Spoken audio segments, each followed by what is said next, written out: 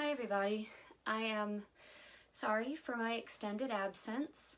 I really don't have a good explanation for it beyond I'm kind of stupid and useless, so let's just jump right back into Bob Thomas's Walt Disney, an American Original. Notice we have a Ka Disney Bound, picking up where we left off, and this is actually the only officially licensed Jungle Book plushie that I own. Nope, don't have a balloon. Nope, don't have a Bagheera. No Ape King Louie. But I've got this little guy. He was my grandmother's favorite Disney character. I don't think he even got a name. They called him Son the whole movie. But he can just sit right there. Unit 3, Chapter 14. On the afternoon of December 7th, 1941, Walt Disney answered the telephone at his Los Feliz home. The studio manager told him, "Walt, the studio police just phoned me. The Army is moving in on us." Still shocked by the news that the Japanese had bombed Pearl Harbor, Walt asked what he meant. "The Army. 500 soldiers," said the manager. "They told me they're moving in."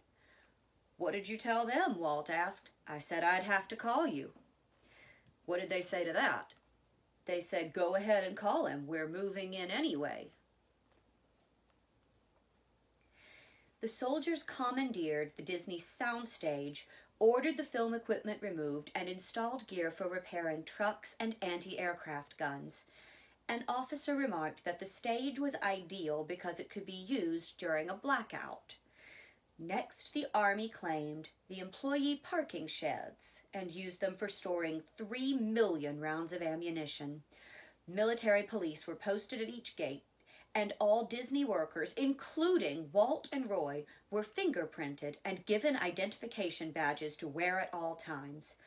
Artists doubled up in rooms of the animation building so the soldiers would have places to sleep.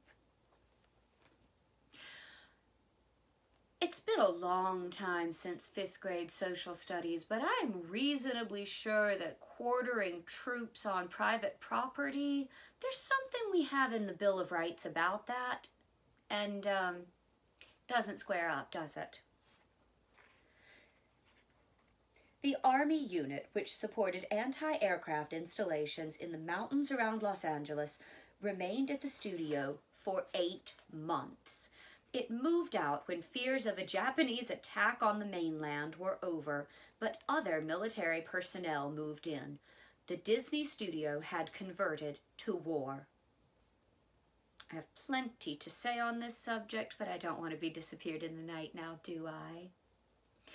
The studio had already been preparing for its wartime role before Pearl Harbor.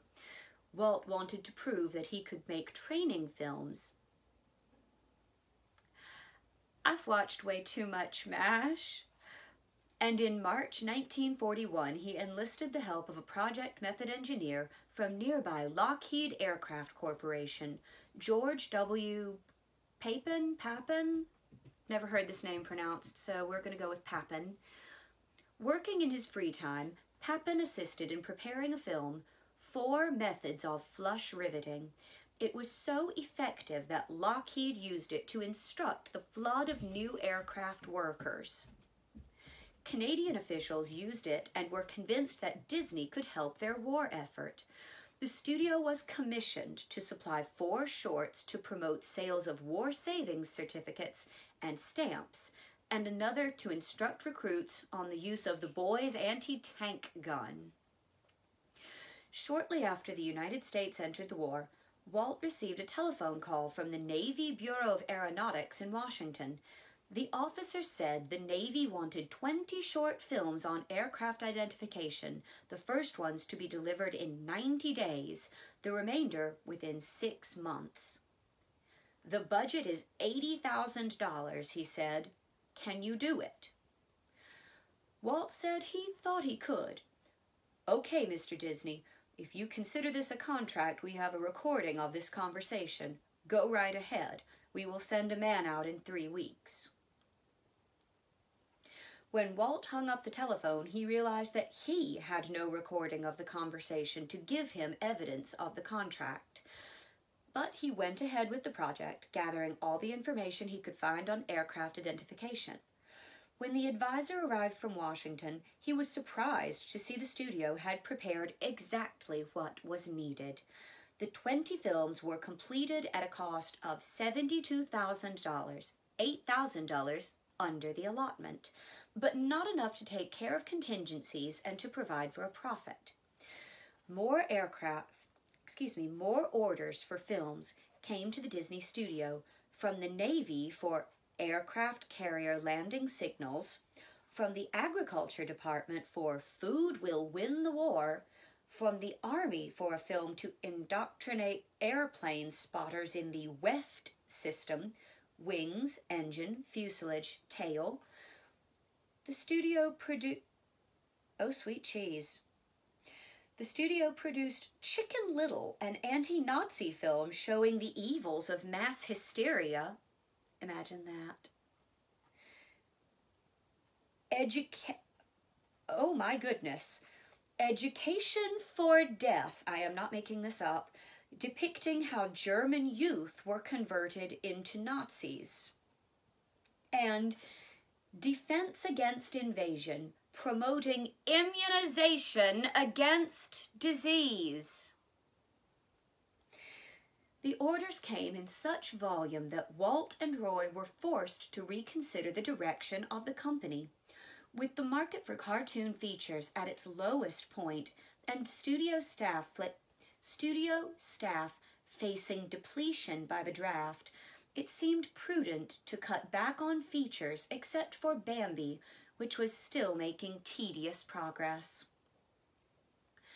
Walt abandoned preparations for Alice in Wonderland and Peter Pan and shut down animation on Wind in the Willows. A favorite studio legend concerns the animator who was assigned to Wind in the Willows, departed to serve in the Army, then returned 4 years later to resume animating the same sequence in the film. Walt was stimulated by the challenge of interpreting complex subjects in a compelling and enlightening way.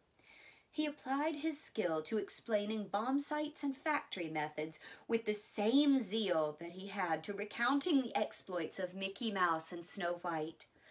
His technique was demonstrated in story conference notes of May 24, 1942, for a subject to be called The Winged Scourge.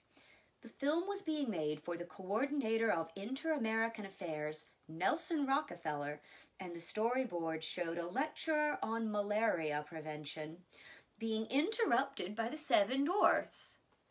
If anyone has a place to dig up these old featurettes, I would love to see them. So if you can send me a message, shoot me a comment, whatever, I would love to see all this old footage. If it's on Disney Plus, tell me. I haven't explored everything yet.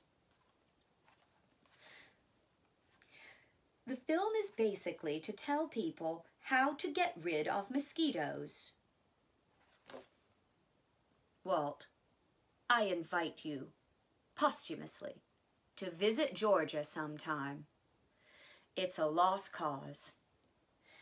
The only reason to bring the dwarfs in is to add a little interest. When you get into gags and impossible things, you're not accomplishing the job we're supposed to do.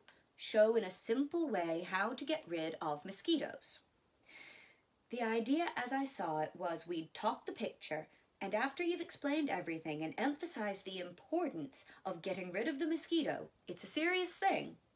Then, to get relief a bit, we'd go into the operation of the thing, pep up the ending by taking 7 ordinary citizens.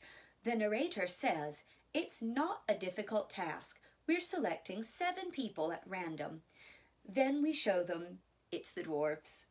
We take each dwarf, and he goes about his work, does it as it's supposed to be done. Maybe it's Dopey spreading the oil.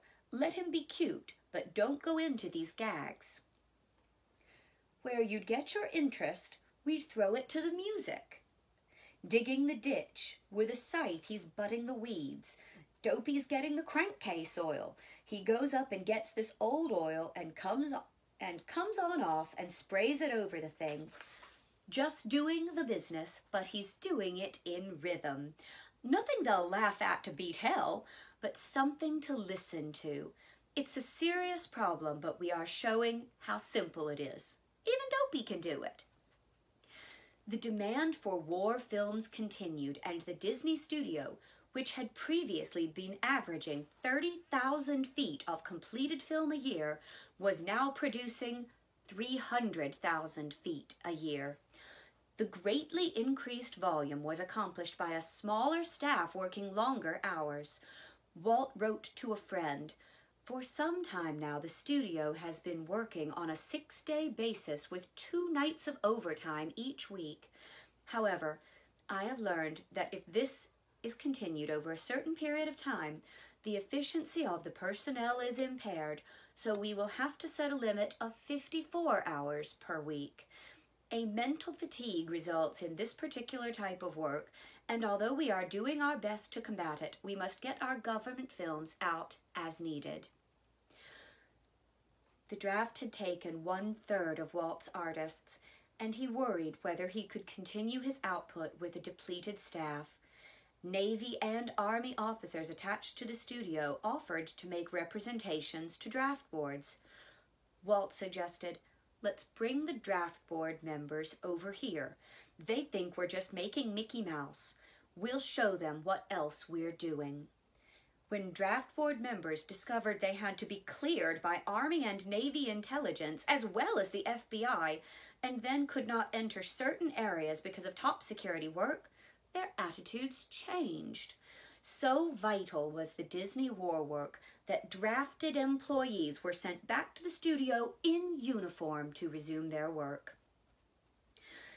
Some of the Disney workers chose to stay at the studio. Others did not. One of those who left was Card Walker, who had come up through the ranks and in early 1942 was a unit manager in cost control on the short subjects. Walker visited Walt's office and told of his intention to join the Navy. At first, Walt argued that the young man possessed valuable knowledge that was essential to the studio's war work. "Well, Walt," said Walker, "I feel very emotional about it. I just want to get into the war." Walt paused and admitted that he envied Walker. Walt reminisced about his own experience with the ambulance corps in France, and he concluded, "You're a lucky guy. I'd like to go myself." "Oh, here I go again. 3 months out and here I go again. I'm so sorry." It wasn't easy for Walt to adjust to sharing his studio with outsiders. Not only did the armed forces and federal officials have the run of the place, Lockheed Aircraft also occupied space for manufacturing. The wartime invasion extended even to Walt's private office. Oh, you know he didn't like that. An admiral requested a rush project, a film about rules of the nautical road.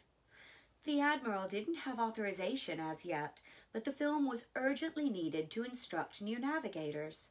The author of a book on navigation, a Navy commander, arrived at the Disney studio. Since the commander had no place to stay, Walt volunteered his own small bedroom off his studio office. The commander stayed for months, washing and hanging up his laundry in Walt's bathroom. The film was completed before the Navy came through with an appropriation. Excuse me for a second, my voice is going and I have some Gatorade.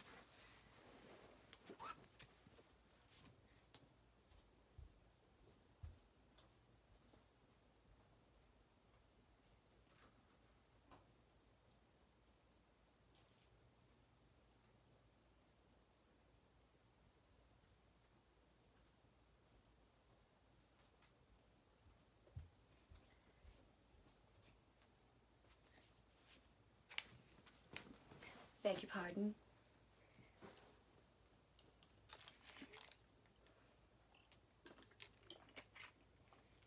Much better.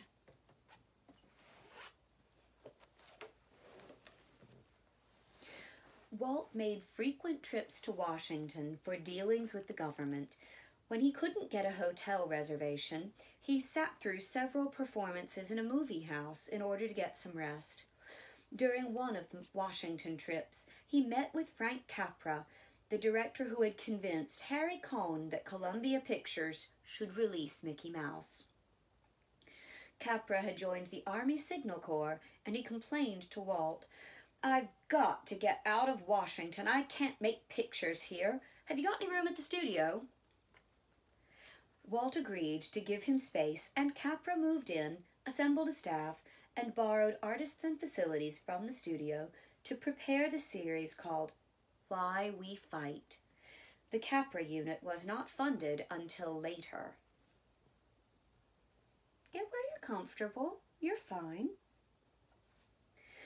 Business relations between the Disney studio and the government were chaotic.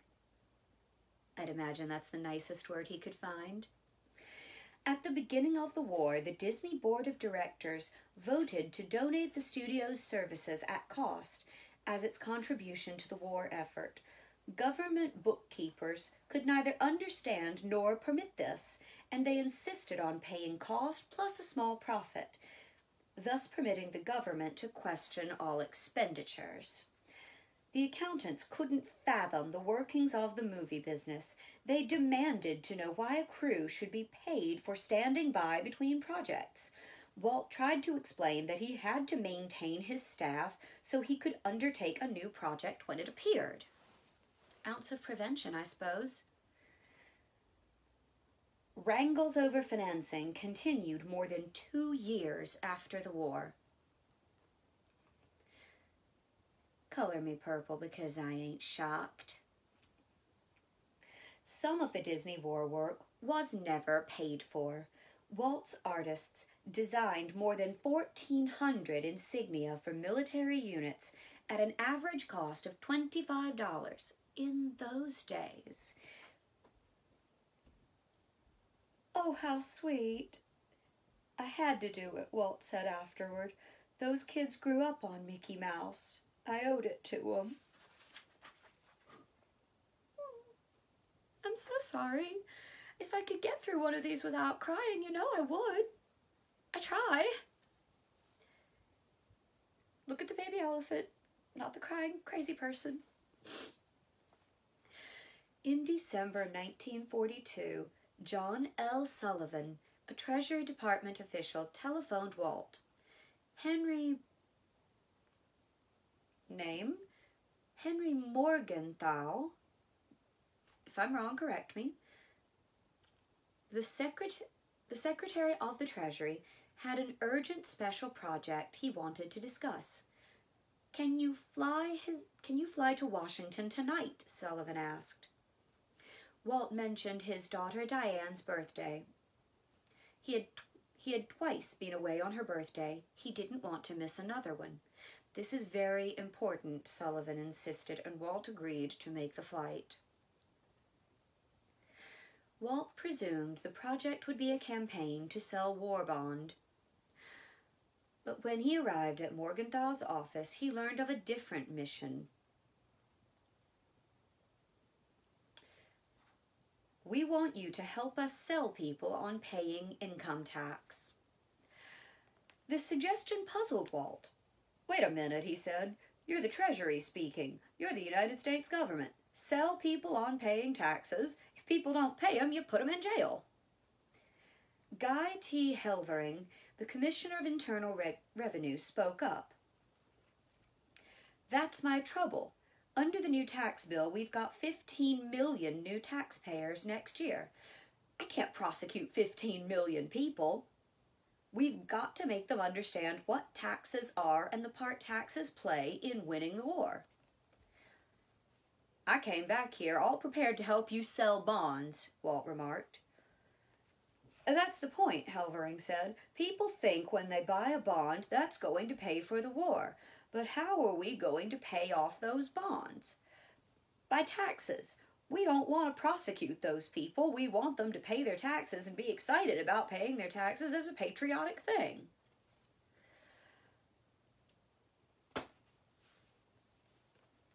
If I could have a glass of wine right now, trust me, I would be. Morgenthau said to Walt, "Now you've got the idea. See what you can do for us." That evening, Walt met over drinks with Sullivan and Helvering at Sullivan's house in Virginia. The two Treasury men outlined the points they sought to put across to the public, and Walt began devising an idea for the film. He called the studio and ordered a story crew to start work. Then he telephoned his daughter Diane to wish her a happy birthday. Walt hurried back to California. It was late December, and Morgenthau wanted the film in the nation's theaters by February. The cartoon had to be completed and processed through Technicolor in less than 6 weeks. Walt dropped everything else to work on the film. He and his crew labored 18 hours a day, sleeping on cots in the animation building. When the storyboards were completed, Walt flew to Washington to show them to Morgenthau. Neither Sullivan nor Helvering was permitted in Morgenthau's office during the presentation. Only Morgenthau's secretary and an aide were present. Walt was warned beforehand, "Keep an eye on the secretary. She wields a lot of influence." I can only imagine what that was a euphemism for. Walt set up the storyboards and went into one of his eloquent performances. He described how Donald Duck was patriotic in the extreme, except when it came to taxes. Funny, Daffy's the same way. You see it in Quackbusters. But when Donald was shown that paying taxes meant helping to win the war, his attitude changed. He refused calculators and headache pills, filled out the simplified tax form, and hurried to the mailbox to file his return early. Red, white, and blue flags in his eyes lighted up, and he raced from California to Washington to submit his tax in person. Walt's audience of 3 sat expressionless through the entire recital, and they remained silent when Walt finished. Then the aide said tentatively, "Well, I always visualized that you would create a little character who would be called Mr. Taxpayer." The secretary was more blunt. "I don't like Donald Duck." "Well, we have some things to say to you too, sweetie." Morgenthau said nothing, and Walt's Irish temper began to mount. "Well, you want to get this message over," he said. "I've given you Donald Duck. At our studio, that's the equivalent of giving you Clark Gable out of the MGM stable. Donald Duck is known by the American public. He'll open doors to the theaters. They won't be running a cartoon of Mr. Taxpayer. They'll be running a Donald Duck cartoon. By giving you this, I'll be losing money. Every theater that plays this short will knock off a Donald Duck cartoon that would have been booked. I did it because I want this thing to be successful. I felt it was the only way to tell the story, by using a character they know and putting him into a situation that they themselves will be in. If you don't like this, I'll have to throw away half the picture because it's already in work." The Secretary of the Treasury looked up from his desk and said resignedly, "I'll leave it to you." Walt hurried back to California to finish the film titled The New Spirit, and the Treasury ordered an unprecedented 1,100 prints to saturate the nation before the March 15th deadline for tax payments.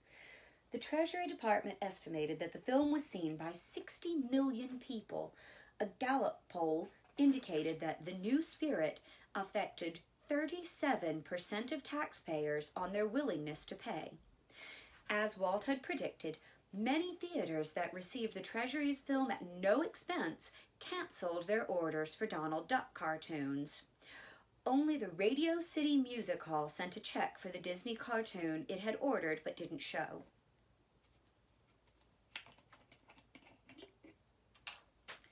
When the bill for The New Spirit was presented to the Treasury, Morgenthau questioned it.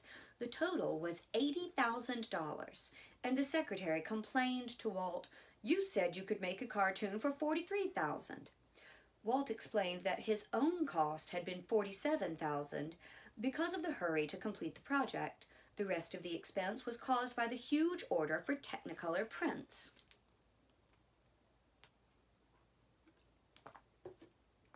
Excuse me. Morgenthau said he would have to go to Congress for a deficiency appropriation. It was... oh dear. It was submitted at the same time the president's wife, Eleanor Roosevelt, had appointed an exotic dancer to a civil defense post. Congressmen denounced employment of a fan dancer and Donald Duck as examples of boondoggling in civil defense. Correct me if I'm wrong, but doesn't Donald do a fan dance at some point, or was that only Daffy?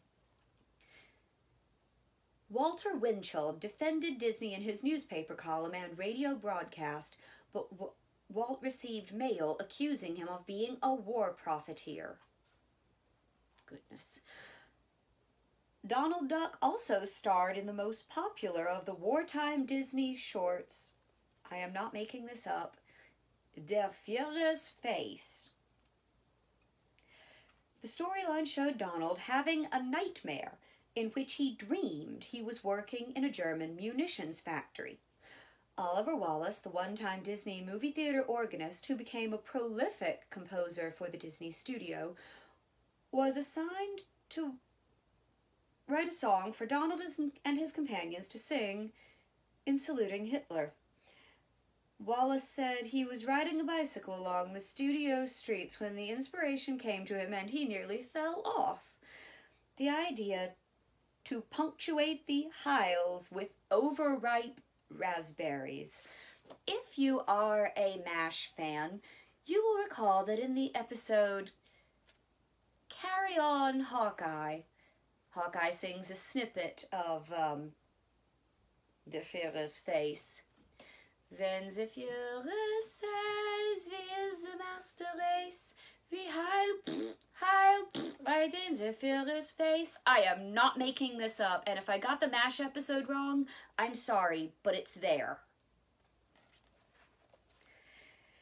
The contemptuous treatment of Hitler delighted audiences throughout America, and the song became one of the most popular during the war. Der Führer's Face was translated into all European languages and smuggled into the continent by the underground, infuriating the Nazi high command. That just makes me so happy. Victory through air power was a unique Disney venture. Now that's some tonal dissonance for you. Lovely transition, I must say. It was an advocacy film not sponsored by the government, but produced by Walt Disney because he shared the beliefs of Alexander de Seversky. Until his trip to South America, Walt's acquaintance with air travel had been an occasional cross-country flight. Then he flew over Amazon jungles and through Andean passes, saw Brazil, Argentina, and Chile more thoroughly and faster than he could have any other way. Excuse me. Along the way, he talked to pilots, I have the hiccups, and ground crews, prowled through hangars and control towers, asking endless questions about how things worked. By the time he returned to Los Angeles, he had traveled 20,000 miles, and he was a confirmed proponent of the airplane. Walt was overwhelmed by the logic of the 1942 book Victory Through Air Power, written by Major Alexander P. de Seversky, once a commander of Russian air squadrons in the First World War, later an inventor of bomb sights and navigation controls, a speed flyer and an advocate of air power to win World War II. A naturalized citizen, he convinced many of his fellow Americans with the arguments in his book. Historian Charles Beard called Victory Through Air Power a more important book for Americans than all the other war books put together.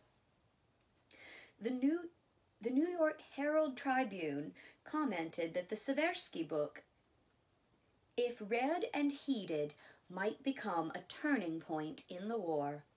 On May 4th, 1942, Walt telegraphed his New York representative, "Am anxious. Contact Major Alexander de Seversky by telephone and mail." Stop.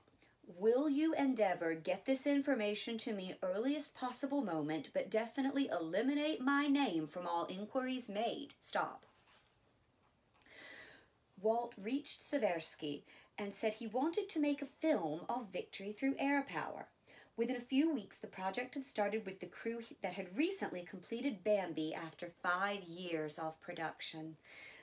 Because of the urgency of its theme and the changing world events, the new film had to be finished within months. By July, preliminary storyboards had been prepared, and Seversky came to the studio to assist. He and Walt proved good collaborators, sparking ideas off each other. We have Walt. Do you think there is anything in taking the people back 40 years and showing the progress we have made? It would be a little reminiscent thing. Show how progress in this speeded up during the First War, and then slowed down a bit in peacetime, and then shot up again during this war. Seversky, we have. Sure. And for this war, the progress will still be faster. You could point out that when Germans bombed Coventry, they used 500 airplanes and unloaded 250 tons of bombs.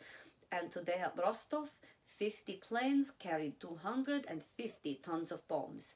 In 2 years, a ratio of 10-1. We have Walt again.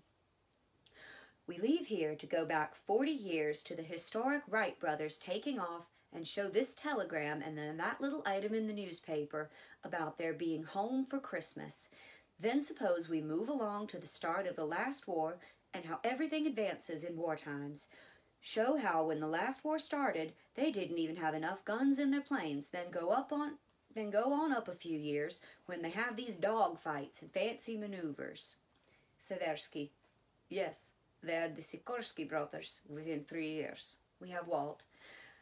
And at the beginning of the war, range was practically nothing. But right after the war, they had this Navy plane non-stop flight to the Azores. Seversky. And then you could show how commercial aviation had developed wonderfully since then. Of course, we paid no attention to the military end, and the military planes did not develop as fast as the commercial. But since the beginning of the war, we have advanced terrifically. What did you use in the war? This is Walt. A gun? Seversky. Well, back in 1915, all I had was a pistol. Then later we used automatic rifles, and then we started using machine guns. We have Walt. At first, they used to wave to each other when they passed each other on their way to their destination. Then one Frenchman put some bricks in his plane. He didn't want to wave at the Germans, and the next time he passed, he threw a brick at a German. And from there, it progressed to dogfighting.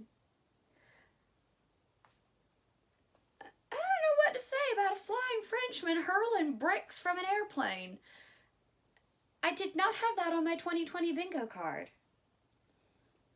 We have Seversky again. Korsakov was flying with a big heavy metal ball with a hook on it, and when he met another plane, he threw the ball out, and the hook would catch on the enemy plane. This ball would have another ball attached to it, and the other ball would tear up the plane. He downed a couple of planes that way. Seversky was designated as technical advisor on Victory Through Air Power, but he became more than that. A draftsman and engineer, he created sketches which were used as guides by the Disney artists. He remained at the studio throughout the 8-month production period, changing elements of the script as events of the war substantiated his predictions. One sequence theorized on the use of air power to eliminate hydropower dams of the enemy. Before the film could be completed, the Royal Air Force bombed the Rhineland dams in almost the exact method proposed by Seversky. When Walt was in Washington, he was invited to a meeting of high naval officers. They queried him about Victory Through Air Power, and one of the admirals complained, "Do you know what that's going to do to our battleship program?" Walt replied, "Gee, you don't really believe in battleships, do you?" They did indeed, and they offered arguments. "I believe in air power," Walt insisted. "I just want to tell the story of air power." The Navymen persisted, and Walt later omitted portions of the film illustrating Seversky's bias against heavy ships. Pardon me. Victory Through Air Power was released in July of 1943, only 14 months after Walt had first talked to Seversky. The Disney selling force steadfastly avoided the term propaganda, but that's what the film was. As such, it succeeded, exerting a vast influence on the thinking of both the public and policymakers. In his biography of advertising man Albert Lasker, Taken at the Flood, John Gunther wrote that Lasker had long tried to arrange a meeting between Seversky and President Roosevelt, or to screen Victory Through Air Power at the White House. But Lasker had failed because of the watchfulness of Fleet Admiral William D. Leahy, who thought that Seversky was a crackpot. Gunther added, meantime, the film received wide attention in theaters in England. Lasker, through a British friend, got a print to Winston Churchill, and the Prime Minister was much impressed by it. Came the Quebec Conference between Roosevelt and Churchill in the summer of 1943. Critical military decisions, preparatory to the invasion of Europe the next year, had to be made, but the conference was deadlocked. Come back here. FDR and General Marshall wanted to set a definite date for the operation, but Churchill, the RAF, and General Arnold felt that this should not be done until certain conditions were met, such as the undisputed command of the air over the English Channel. In an effort to break through the impasse, Churchill asked Roosevelt if he had ever seen Victory Through Air Power. FDR said no, and a print was flown by fighter plane from New York to Quebec. The President and the Prime Minister saw it together that night privately, and Roosevelt was much excited by the way Disney's aircraft masterfully wiped ships off the seas. It was run again the next day, and then FDR invited the Joint Chiefs to have a look at it. This played an important role in the decision, which was then taken to give the D-Day invasion sufficient air power. The film lost $436,000 for Walt Disney Productions, and Walt admitted later, "It was a stupid thing to do as a business venture. It was just something that I believed in, and for no other reason than that, I did it." There's something, a Sherman Potter quote will bring more MASH into this. He says, all a person has really to call their own is their values. If you don't have that, then you've got nothing. And having watched MASH and claimed Walt Disney as my hero from a very young age, I can say I believe it. Stick to your values. They're you. They're yours. Victory Through Air Power contributed to the downward trend of the Disney finances during the war. Bambi, released in August 1942, had earned a disappointing $1.2 million in the United States, with foreign receipts at $2,190,000.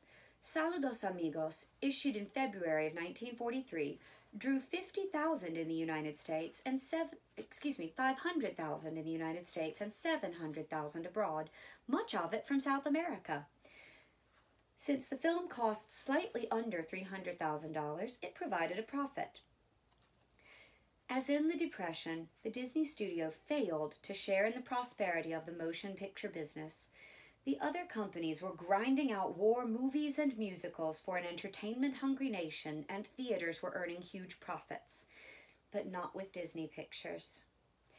There was no Snow White and the Seven Dwarfs to rescue the Disney brothers from debt. The studio issued a dozen short cartoons annually during the war. Returns on them were limited by the economics of the movie business. The training and propaganda films contracted by the government barely paid for maintaining the staff and studio. The indebtedness to the Bank of America climbed to more than $4 million, and some of the bank's board members expressed concern over the revolving line of credit extended to Disney. One day, Joe Rosenberg, the bank's Los Angeles liaison with the studio, telephoned Roy to request that he and Walt answer questions about their loan at the board of directors meeting in San Francisco. In later years, Walt enjoyed recounting the story of how he and Walt traveled north in a state of gloom. They had never before been summoned to a command appearance before the board. With the war continuing to occupy the studio's major effort, they could offer little hope for an immediate upturn in the company's finances. Their gloom deepened when they were escorted into the Bank of America's dark-paneled boardroom, and they saw the 12 solemn-faced directors seated around the large table. Nothing could proceed until the arrival of A.P. Giannini, the founder and board chairman of Bank of America. After 15 minutes, he entered, leonine-faced and commanding in presence. He declined to take a chair, listening to the discussions as he walked around the table. As he passed the Disneys, he nudged them in the backs and muttered, "Don't look so downhearted. It isn't going to be that bad." Walt and Roy found reason for hope. A.P. had long been their champion. When traveling in Europe, he sometimes sent them postcards with the message, "I saw one of your pictures, and it was pretty good." The matter of the Disney loan came before the board, and Walt and Roy explained how war conditions had interrupted the students' profitability. Giannini began interrogating the directors. "You've been lending the Disneys a lot of money. How many of their pictures have you seen? Which ones?" He demanded answers from each board member, and he discovered that several of them had seen none of the Disney movies. "Well, I've seen them," Giannini remarked. "I've been watching the Disney's pictures quite closely because I knew we were lending them money far above the financial risk, but I realized that there's nothing about those pictures that will be changed by the war. They're good this year, they're good next year, and they're good the year after. Now there's a war on, and the Disney's markets are in trouble. Their money's frozen or else they can't get in countries. You have to relax and give them time to market their products. This war isn't going to last forever." He strode out of the room. Walt and Roy returned to Los Angeles with the assurance that they would be able to stay in business. Well, that has been Unit 3, Chapter 14 of Walt Disney, an American Original by Bob Thomas. I can't believe I'm saying this all this time later, but COVID-19 goes on and on. Other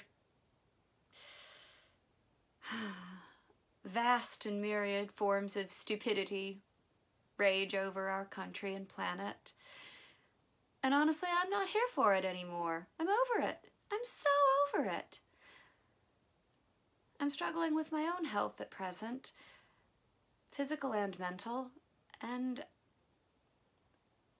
I just don't know what to say to stay uplifting anymore.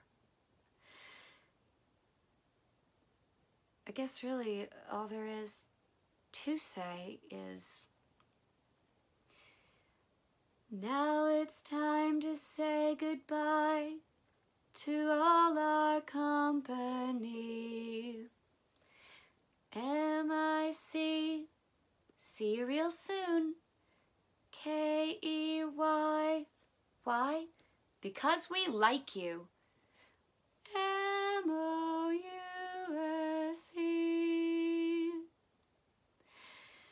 Let's hope I can stay more consistent on this, guys.